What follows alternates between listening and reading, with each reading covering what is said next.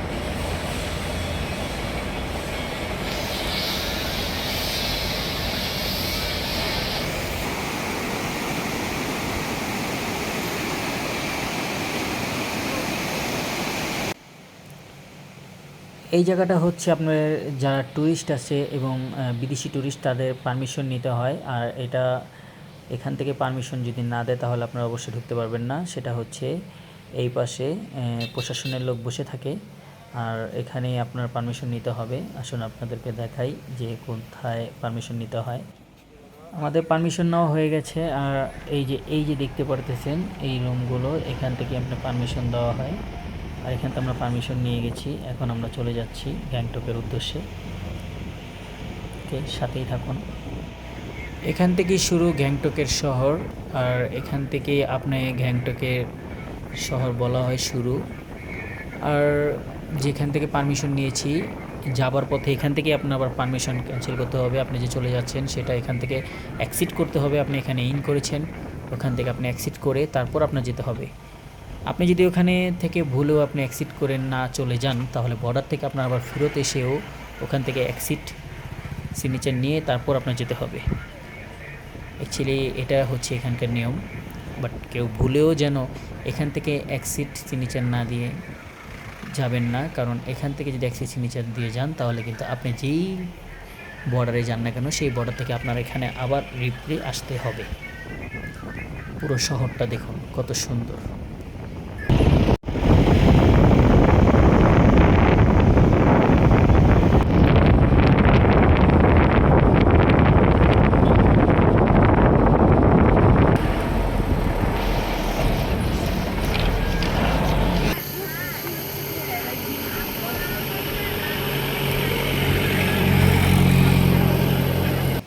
এখন আমি আপনাদেরকে দেখাবো গ্যাংটকের রাত্রের দৃশ্যটা। আর রাত্রের দৃশ্যটা আসলে খুব সুন্দর। আমার বড় ভাই আলাদিন ভাই এসে পড়েছে, আর রাত্রের দৃশ্যটা আপনাদের সামনে শেয়ার করব। রাত্রের দৃশ্যটা খুবই চমৎকার, মনে হচ্ছে যে আমি কোনো ইউরোপিয়ান কোনো দেশে আছি। মানে মনে হয় না যে এটা ইন্ডিয়া, কারণ ইন্ডিয়া সচরাচর আমরা যা দেখে থাকি এত সুন্দর দৃশ্য অবশ্য দেখি না। কোনোভাবেই কমতেছে না।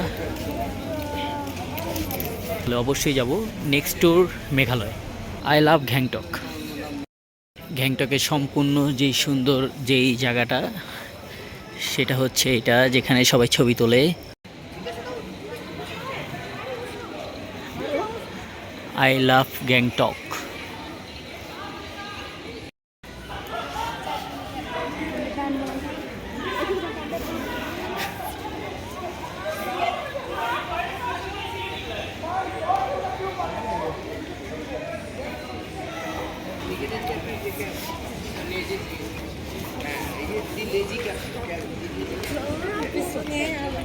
সব কিছু কেমন জানি না, কিন্তু এই দেশে যে মদের যে বিষয়টা একেবারে খোলা, মানে খোলা বাজারে বিক্রি হয় সম্পূর্ণ। এটা হচ্ছে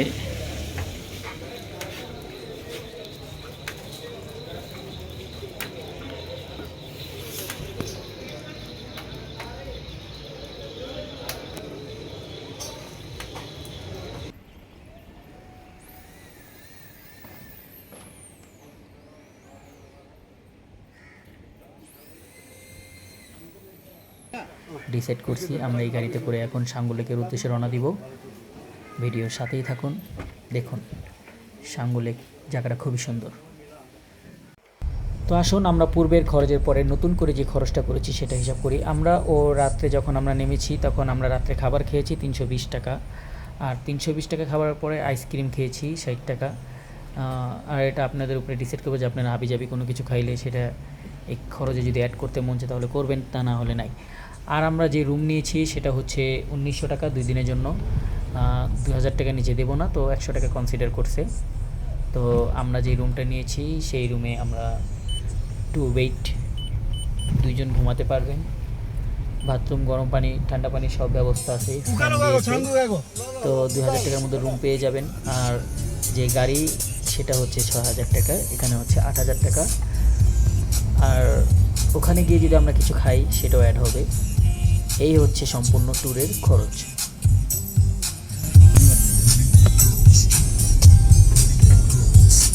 যে ভিউয়ার্স আপনি বললেন से 13,000 फीट ऊपर, तो उतना ऊंचाई है छांगू लेक। ये सब पूरा दिख रहा है ना, इसके अंदर जाएंगे अभी हम लोग और मेघ के अंदर घुसेंगे। जैकेट लेगा ना? जैकेट नहीं लिया ना? नहीं। ओहो, लेकिन थोड़ा ठंडा होना चाहिए ना, तब मजे। अभी ज्यादा ठंड लगेगा ना कि? अभी देखते हैं ऊपर दुकान में पहुंचने के बाद, जहाँ नाश्ता करेंगे ना अभी कुछ खाएंगे वहाँ देखना पड़ेगा।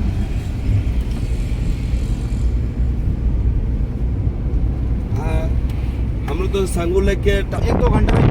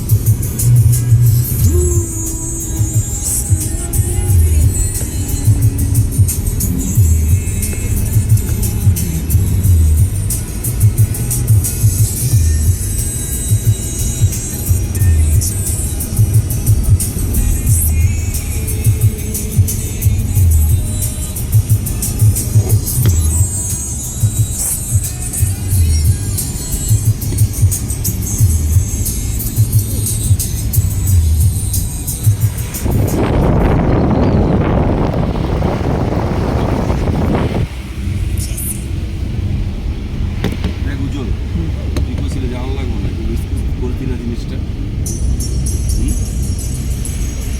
इधर तो बिजली हो रहा है थोड़ा थोड़ा। পানি তোরা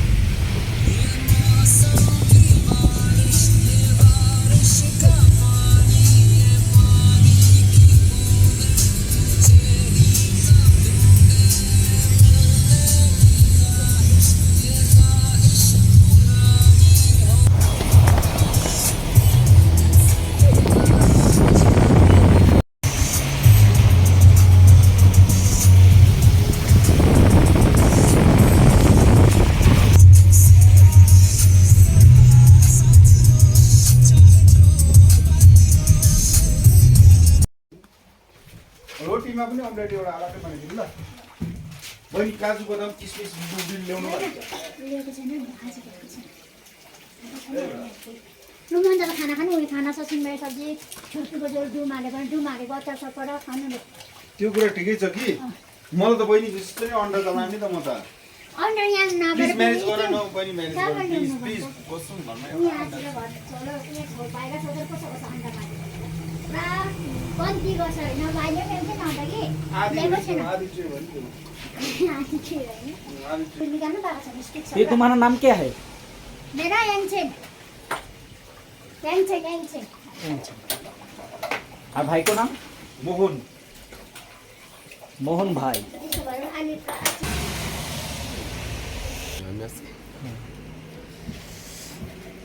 জ্যাকেট নিয়ে নিলাম, জ্যাকেট যে পরিমাণ ঠান্ডা। আমাদের বাংলাদেশে হলো 38-40 সেলসিয়াস গরম, আর এই দেশে ঠান্ডা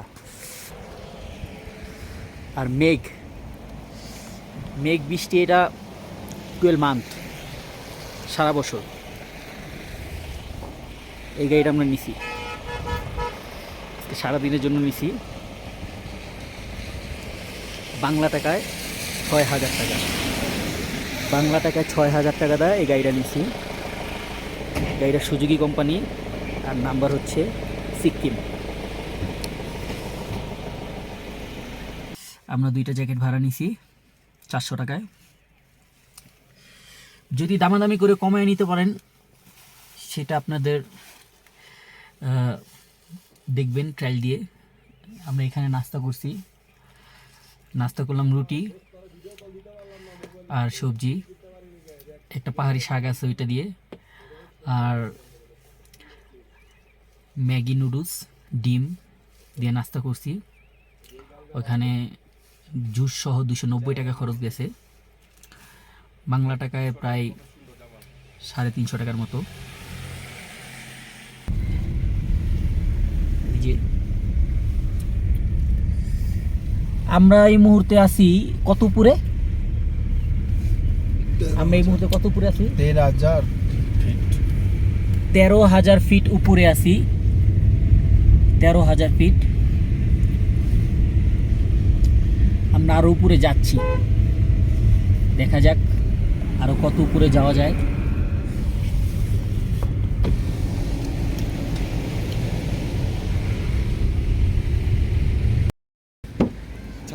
আমরা সাঙ্গুলিক এসে পড়েছি, সাঙ্গুলিক।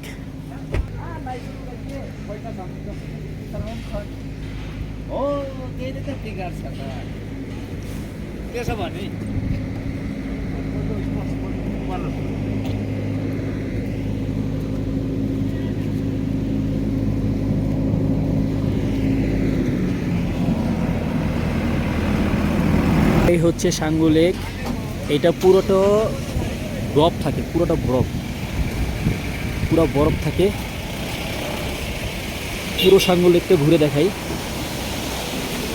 আওয়াজটা দেখতেছেন, সাঙ্গু লেক থেকে যে পানিগুলো নামতেছে সেই আওয়াজটা উপভোগ করুন। বড় ভাই,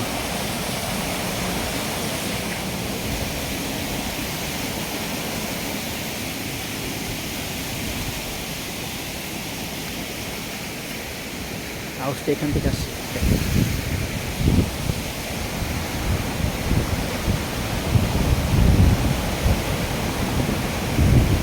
সত্যি না আসলে দেখাই যেত না এত সুন্দর দৃশ্য।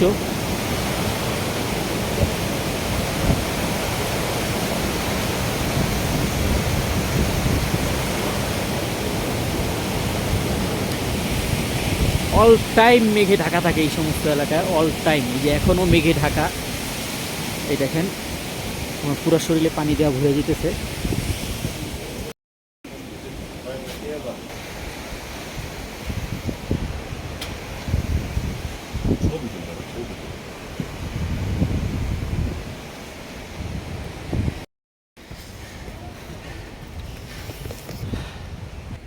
আমি ওদিকে লেগে যাবো না?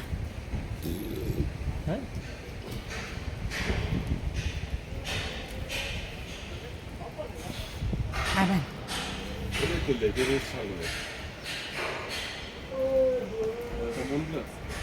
এই লেকটা 13,000 ফুট উপরে, এমনি সমান জমিন থেকে 13,000 ফুট উপরে। আর এত বড় একটা লেক। তারপরে এই লেকের পানিগুলো নামে ওইখান দিয়া, ওই যে দেখাইলাম এর আগের ভিডিওতে। তো এই সর্ব জায়গায় একেবারে সব সাইট, যেরকম এই জায়গাগুলো, ওই যে বাষ্প উঠতেছে এই জায়গাগুলো, মেঘ উঠতেছে যে এই জায়গাগুলো, এগুলো সব জায়গা বরফে ঢাকা থাকবে। এগুলো জায়গা সব বরফে ঢাকা থাকবে। যদি অক্টোবর, নভেম্বর, ডিসেম্বর, জানুয়ারিতে আসতে পারেন তাহলে দেখতে পারবেন সম্পূর্ণ বরফ। এখন কি পরিমাণ ঠান্ডা হইলে আমরা এত মোটা জ্যাকেট গায়ে দিই, এটা তো বুঝতে পারতেছেন যে কি পরিমাণ ঠান্ডা হইলে আমার হাত বাইরে। আমাদের বাংলাদেশে যে শীতগুলো পড়ে ওই শীতটাই আমি উপভোগ করতেছি, হাত বাইরে জ্বলতেছে শীতে।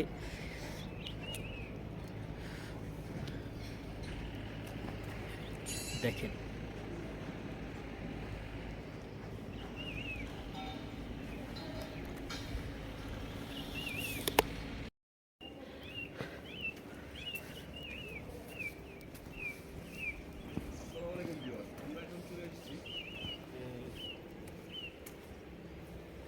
Sangu lake.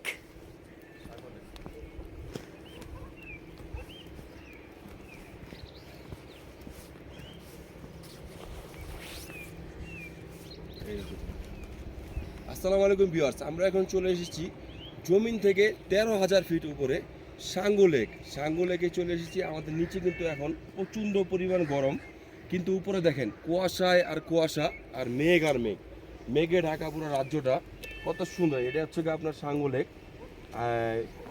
November December January মাসে এই জায়গাটা একবার সম্পূর্ণ বরফে ঢাকা থাকে, সম্পূর্ণ বরফে। এই লেকটা পুরো বরফে ঢাকা থাকে।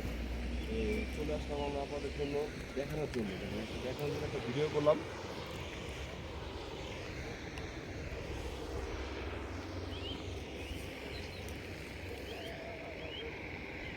ওই জায়গায় যাম, চল ওই জায়গায় যাম। চলেন চলেন, হেন্দা কই যায়? হেন্দা যায় না? এই যাওয়ার রাস্তা আছে। রাস্তা যেহেতু আছে, আগে বেরোতে গিয়ে আমার ভিডিও কর। এখন বাজে হচ্ছে 1টা, লাগে যে বিকাল হয়ে গেছে, এমন একটা অবস্থা হয়ে গেছে। পাহাড়টা আর কিচ্ছু দেখা গেতেছে না। হ্যাঁ, কিছুক্ষণ আগে যাও দেখা গেছে, এখন আরও দেখা গেতেছে না। কি ভাই, ঠিক না?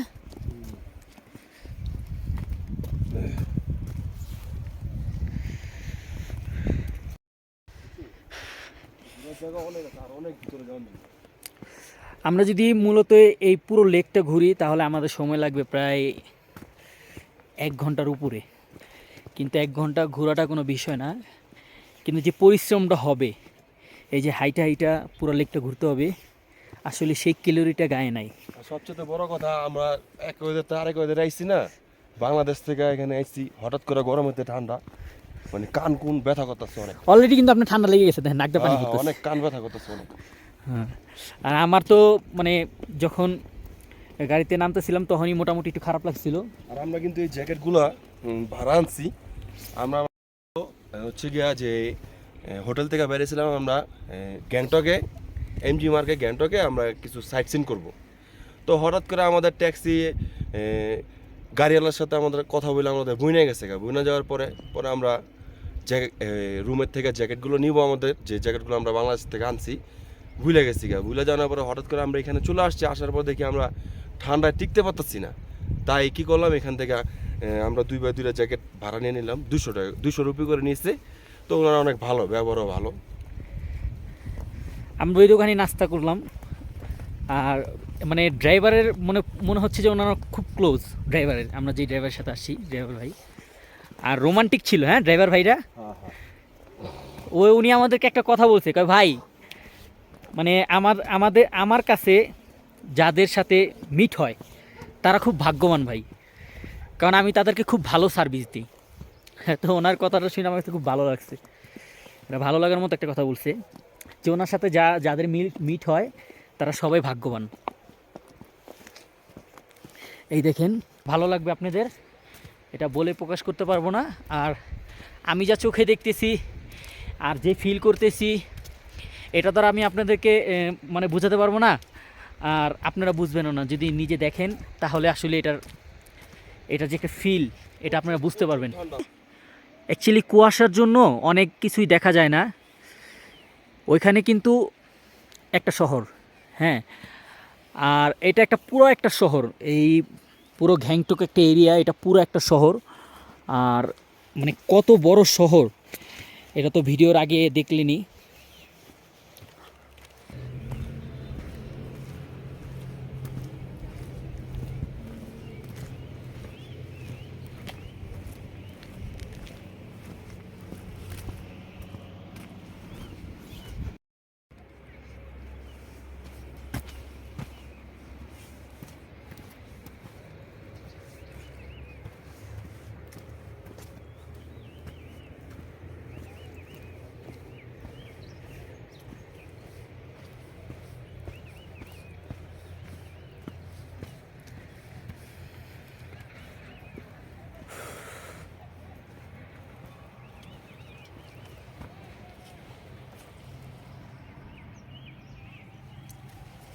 দেখতে বোঝা যায় পানি নেই, কিন্তু পানি ভরা।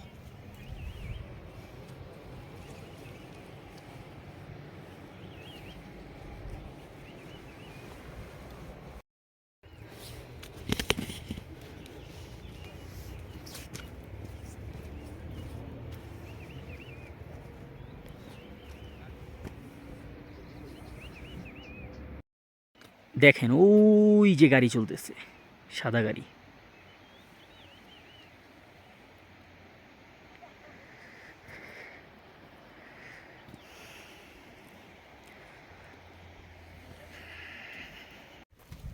ভিডিওটা যদি আপনাদের কাছে ভালো লেগে থাকে তাহলে অবশ্যই লাইক কমেন্ট শেয়ার করবেন, আর যদি আপনি আমার চ্যানেলে নতুন হয়ে থাকেন তাহলে অবশ্যই ভিডিওটার মধ্যে একটা সাবস্ক্রাইব টিপ দিবেন। ধন্যবাদ, থ্যাংক ইউ, আসসালামু আলাইকুম।